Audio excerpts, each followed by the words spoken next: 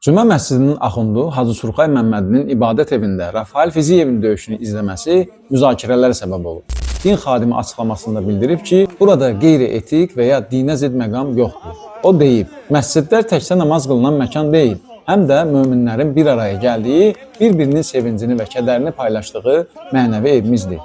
Mənim orada döyüşünü izlədiyim gənc sıradan bir idmançı deyil.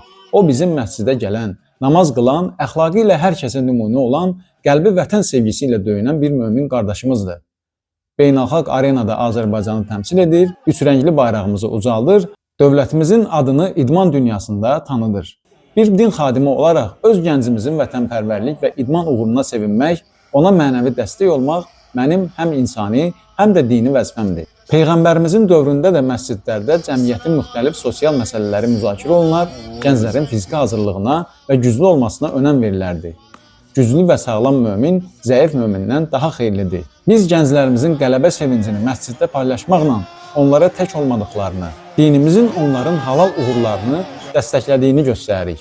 Burada tənqid olunası heç bir qeyri-etik və dinə zidd məqam yoxdur. Bəs siz necə fikirləşirsiniz? Din xadiminin bu açıqlaması birmənalı qarşılanmayan fikirlərə aydınlıq gətirdimi? Fikirlərinizi bildirməyi və səhifəni bəyənməyi unutmayın.